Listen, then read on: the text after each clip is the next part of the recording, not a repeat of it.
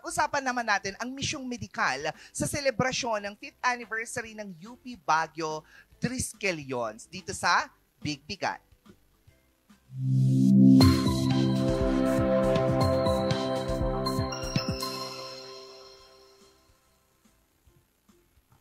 th anniversary pala. Pasensya na. Minsan nagkakamali talaga ang mga magaganda. Lalo na pag may earrings na mermaid.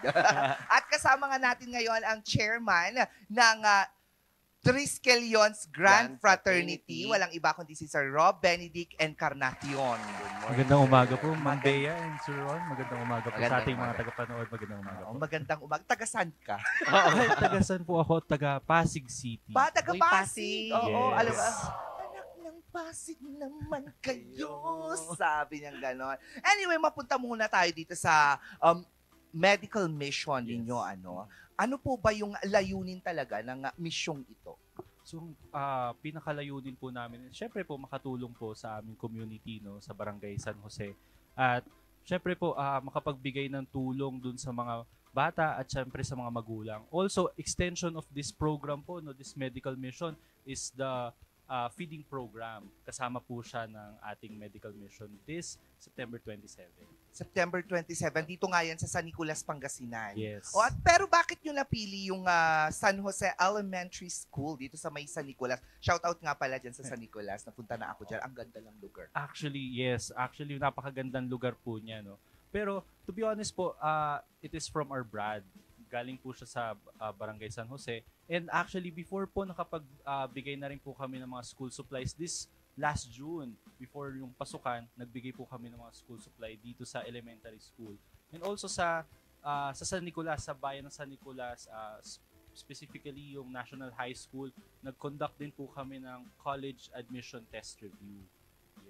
Mahal na mahal po namin ng bayan ng San Nicolas. Sa totoo lang po. Ako din. Mahal na mahal ko din yung bayan ng San Nicolas. Lalo na dun sa Maliko. Tapos yung simbahan nilang old din. Na ilang beses na bomba. Nung war. So, throwback talaga. Nag-throwback si Biso. Pero ano-ano naman yung mga benepisyo tsaka serbisyong ilalaan natin sa mga residente natin dito? First of all, syempre po may libre tayong medical consultation.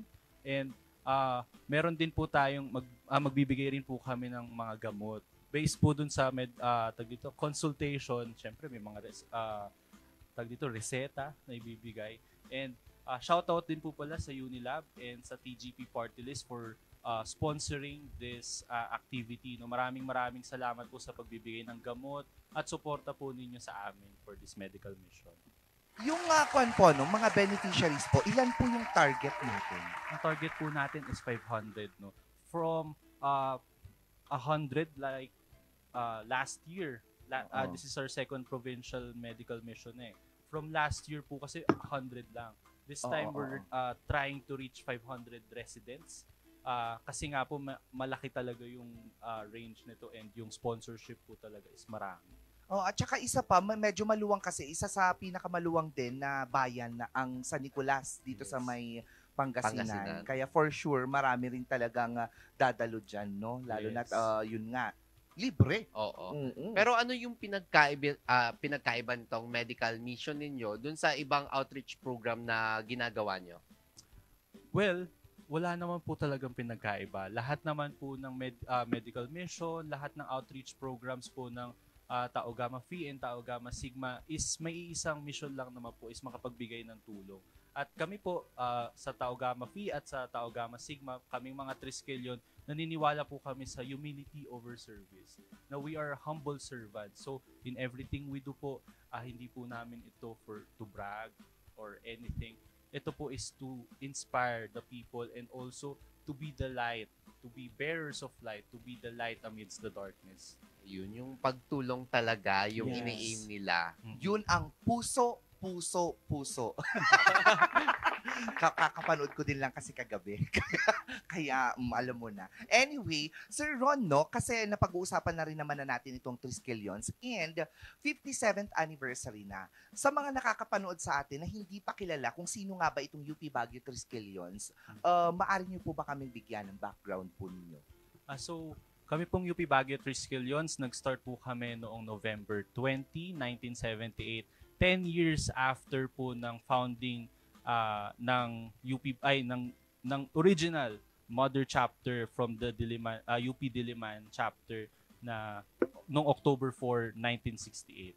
So, ngayon po tuloy-tuloy naman po marami na po ang naging alumni namin sa school, sa campus, and tuloy-tuloy pa rin naman po yung pagtulong and syempre the fun times in the fraternity sorority. Yeah. And ang balita ko, itong Triskelions, it's not just only for the undergraduates, pati na rin sa mga graduates. So, Yes, kahit opo. nakaalis na sila ng school, nag-work na sila, meron pa rin tumutulong talaga. Yes, actually, meron po kaming alumni association. And ayan, shoutout po sa inyo. Maraming salamat po sa tulong ninyo. And outside the campus, outside the universities, Ma'am Bea, meron din po kami mga community chapter na dito po sa Baguio. Ayan, shoutout po sa Baguio Council. Napakalaking grupo po nito, no? And napakalaking suporta rin po nila, lalo na nung sa amin dito sa UP Baguio. Ayun.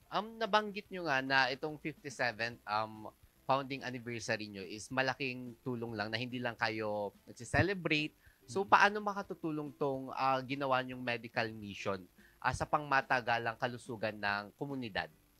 Well, when it comes to the longevity of the project, sa totoo lang po, short time lang po no? Short time lang ang mga medical mission. It's a short project, that's the truth. But once na ginawa po namin ito, no, we believe na yung nga sinasabi ni Mayor Vico sa Pasig, no, kung nakita niyo sa likod niya, what you do in life echoes in eternity. Whether it is a small voice, it still echoes. So kahit maliit po na mga bagay, kahit po ganitong medical mission na hindi po siya, sa totoo lang po, hindi po siya pang matagalan. Mabilisan lang po ito for a day. Pero yung inspiration na may bibigay po natin sa tao, sa community, and also sa iba po pong mga brads and sis natin na pwedeng mag-set ng path and gumaya din po sa atin. Yung po yung inaasam din po natin.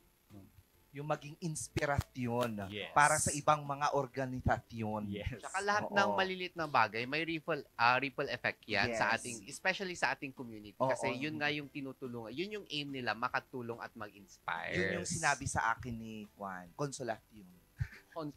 At consolation. Oo, nung napadaan ako dun sa construction. Di ko na Oo. di ko na Matanong ko lang po, bakit po Triskelion? Oo, ang pangalan ng grupo. Organisasyon, rather. Actually po, it comes from the Greek word triskelion, no? The three-legged mammal, na ang sinisimbolize po niya is dynamic and ever-moving.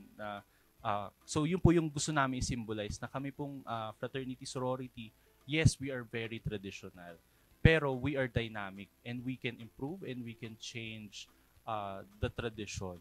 You can adapt. Yes. Di ba? Adapt. Adaptability is the key to success of every organization, even though Yes. they are, yes. So, Ano?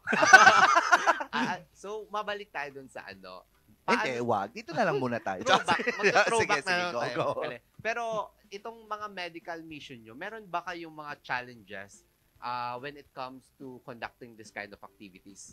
Siyempre, meron naman po tayong mga challenges, no? To be honest, kami pong mga college students, alam po ng lahat ng mga college students na nanonood, na broke. Ayan. Oo, isa Na yan sa mga broke. dahilan, no? Yes, Minsan. Opo. So, syempre kami po na galing pong UP Baguio, kailangan din po namin mamasahe. Though it's not inconvenience on our side, talagang gagawin po namin at gagawin yan. Pero still, it's a challenge for us, no, students. And also, another challenge is the logistics. No, syempre yung place and also the sponsorship partners, which is very grateful ako sa mga alumni namin na very supportive sa amin, lalo na pag mga ganitong outside of the campus na and also inside ng mga projects and programs. Ayun mga challenges, pero for sure meron din na mga suporta. Oo. Yes. Pero paano po makakatulong din ang mamamayan, like simpleng mamamayan, para po maging successful yung mga ganitong event na ginagawa nyo? Especially, it's already 57. Oo. Oo. Yes, o nga po eh. Diamond, tama po ba ang 60th? Oo, Oo, malapat na diamond. Oo, Diamond. Oo. No? So, Ruby. Hindi, diamond ayun. na lang. So, ayun nga po sa mga ating mamamayan, no, ang pinaka-importanting gagawin po nila is to participate. No? Participate and to engage sa mga programs and projects po ng kahit ano man pong frat or sorority na nag-o-offer ng tulong po sa inyo, participate po kasi yun at yun lang din naman po yung gusto din namin.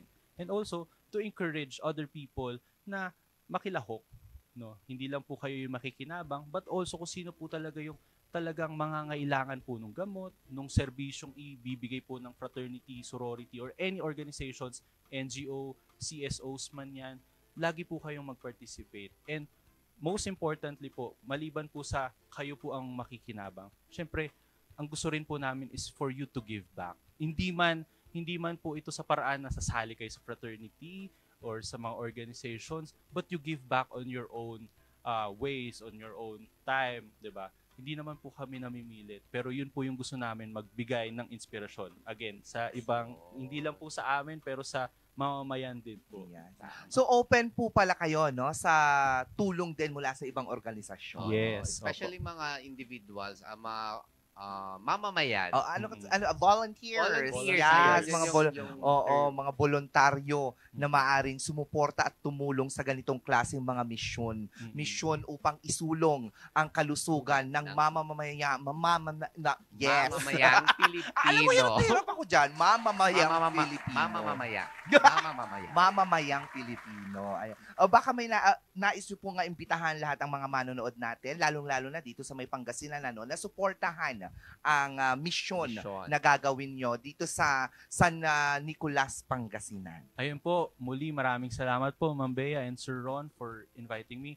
Sa lahat po ng ating mga tagapanood at taga-subaybay, sa mga taga-Pangasinan, most importantly sa mga bayan ng San Nicolas, suportahan po natin itong gagawin naming medical mission and also the feeding program this September 27 from 9 a.m. to 12 noon. And also magbabalik po kami ng 1 p.m. to 4 p.m. Ayun. Clear lang po natin kasi yung poster nakalagay September 29. So this is September 27. Huwag niyo pong kakaligtaan yan. At para sa mga updates naman, ano po yung mga social media na pwede po nilang i-follow? Paki-follow po ang UPB Triskelion sa Facebook and Instagram pages. And also you can contact us triskelyonupb@gmail.com. And maraming salamat po. Baka may nais ka rin batiin na. Oo, batiin mo na yung napakaputing kwan dyan, no? Naka-shorts lang. Ayan, shout out kay Randall for inviting me here. Ayan, maraming salamat. And also sa mga residents ng UP Baguio Triskelions, maraming salamat sa tuloy-tuloy na kahit na ang bigat ng mga trabaho natin academically, talagang suporta pa rin kayo dito sa ating advokasyan. Also, most importantly sa ating mga alumni, Brad Neil, Brad Joel, and also sa aming Global GT, no, Brad Dodd, and also sa aming mga founding fathers, maraming salamat po sa mga tulong, gabay po ninyo. Ayan, maraming salamat po. Ayan, maraming salamat sa Rob Benedict Encarnacion, ang chairman ng Triskelion Grand Fraternity. Naway pagpalain pa kayo sa inyong mga susunod. At marami pa sana kayong mission. matulungan. At sana sa susunod, kami naman ang tulungan nyo. Beneficiary.